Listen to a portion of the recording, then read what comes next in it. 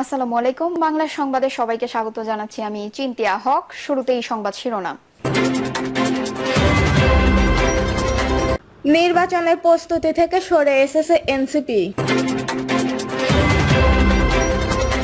এদিকে খালেদা জিয়ার দেশে ফেরা নিয়ে গাড়ি পার্কিং নিয়ে ৭ নির্দেশনা ডিএমপির।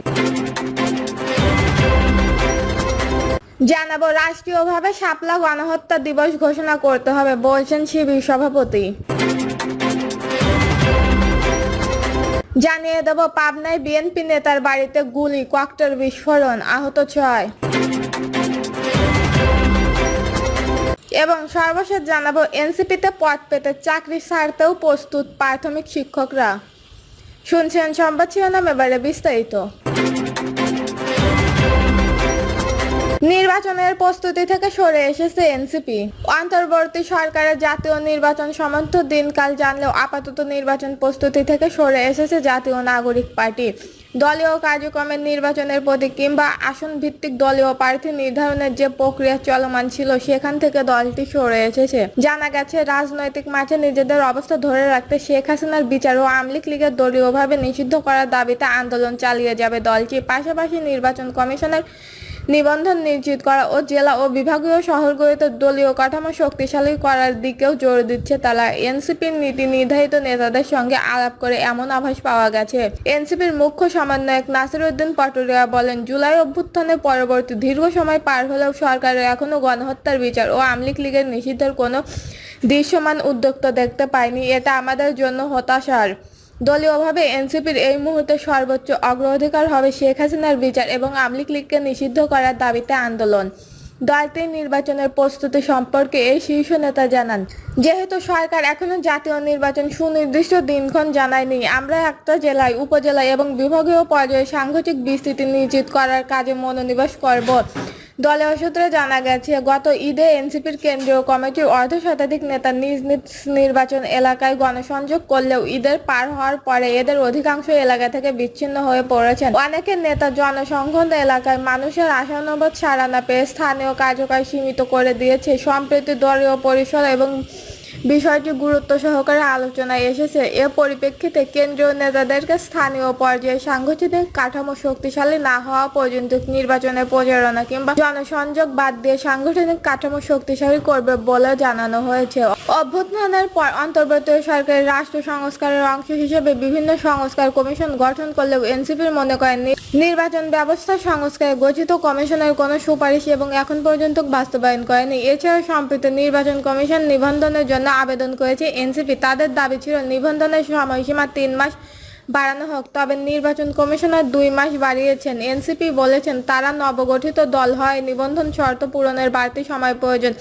দলটি আশা করেছেন এই ২ মাসের মধ্যে তারা শর্ত পূরণ করতে পারে, তবে নির্বাচনে অংশগ্রহণে এখন তাদের কোনো অগ্রাধিকার নেই। এই প্রসঙ্গে এনসিপির যুগ্ম আহ্বায়ক সরোয়ার তুষার সম্প্রতি একটি আন্তর্জাতিক সংবাদ মাধ্যমকে বলেন, আমরা মৌলিক সংস্কার চাই সবার আগে, মৌলিক সংস্কার ছাড়া নির্বাচন অর্থবহ হবে না। এদিকে এনসিপির একজন কেন্দ্রীয় নেতার নাম প্রকাশ না করার শর্তেও জানান দেয়, দলীয়ভাবে তারা মনে করেছেন সরকার এখনো নির্বাচন দেওয়ার মতো পরিবেশ তৈরি করতে পারেনি। ভোটার তালিকা, প্রবাসীদের প্রাক্সি ভোট, ঐকমত্য কমিশনের সুপারিশ বাস্তবায়ন করতে হলে আরও অন্তত ১ বছরের বেশি সময় প্রয়োজন। এ কারণে চলতি বছরের ডিসেম্বর থেকে পরবর্তী বছরের জুন পর্যন্ত সময়ে নির্বাচিত অনুষ্ঠান হবে বলে এনসিপি মনে করছেন না। তাই নির্বাচনের এখন লক্ষ্য না করে দল গঠন এবং সাংগঠনিকভাবে শক্তিশালী হওয়াকে অগ্রগতি দিচ্ছে তারা। এই লক্ষ্যে এনসিপির আগামী ২ মাস বিভাগীয় পর্যায়ে সম্মেলন, বর্ধিত সভা ও প্রশাসনিকমূলক কর্মকাণ্ডের আয়োজনের পরিকল্পনা করেছে। খালেদা জিয়ার দেশে ফেরা নিয়ে গাড়ি পার্কিং নিয়ে ৭ নির্দেশনা ডিএমপির। বিএনপি চেয়ারপারসন খালেদা জিয়ার দেশে ফেরা উপলক্ষে গাড়ি পার্কিং সংক্রান্ত ৭ দফা নির্দেশনা দিয়েছেন ঢাকা মহানগর পুলিশ। সংবাদের বিস্তারিততে বলা হয়েছে, মঙ্গলবার সকাল 10:30টায় খালেদা জিয়া দেশে ফিরবেন।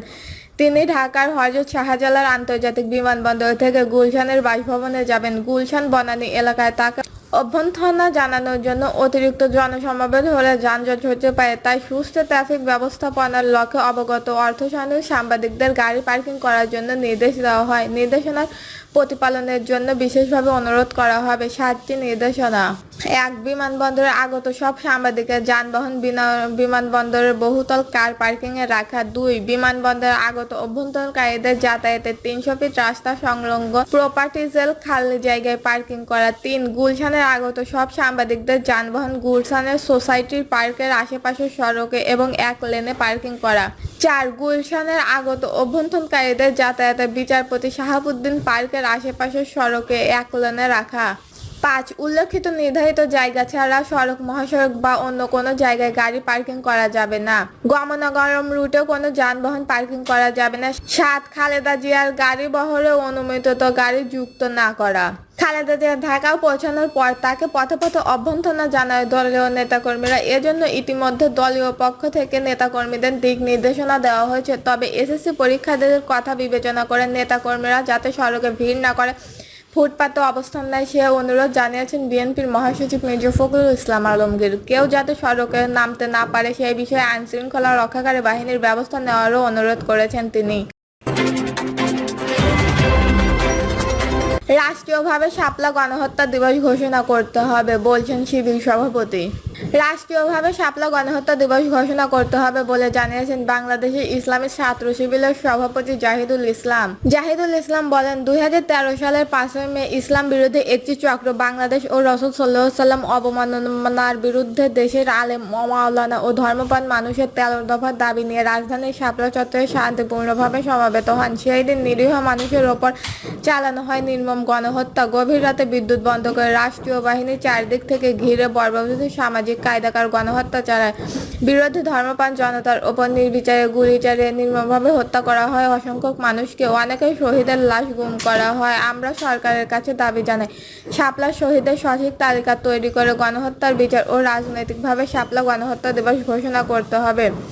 ঢাকা মহানগর দক্ষিণের সভাপতি হেলিদ উদ্দিন সঞ্চয়ন মানব প্রাচীরের কেন্দ্রীয় সভাপতি আরও বলেন, 2008 সালে ভোট চুরির মাধ্যমে ক্ষমতা দখল করা আওয়ামী লীগ ফ্যাসিস্টবাদ প্রতিষ্ঠানের লক্ষ্যে পিলখানার হত্যাকাণ্ড আল্লামা সাঈদীর রায়কে কেন্দ্র করে প্রতিবাদের ওপর হত্যাকাণ্ড শাপলা চত্বরের ইসলামপ্রিয় আলেম, ওলামা ও নবী প্রেমিক জনতার ওপর নারকীয় হত্যাকাণ্ড এবং সর্বশেষ 24শে জুলাইয়ের ভয়ানক গণহত্যা চালায়। এখন সময় এসেছে এসব পরিকল্পিত গণহত্যার বিচার করা। গণহত্যার বিচার নিশ্চিত না করলে ফ্যাসিস্টবাদ রোধ কখনোই সম্ভব নয়।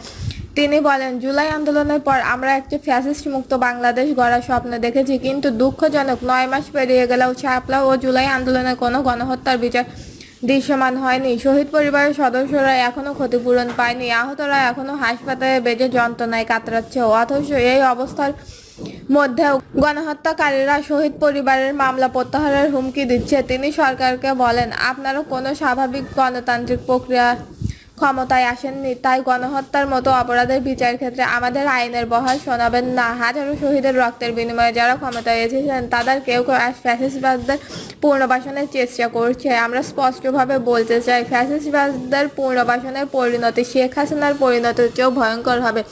তিনি আরও বলেন, হাজার শহীদের রক্ত মারিয়ে আজ আমরা এক পর্যায়ে পৌঁছেছি যেখানে আমাদের স্পষ্ট দাবি, সব গণহত্যার বিচার অবশ্যই নিশ্চিত করতে হবে।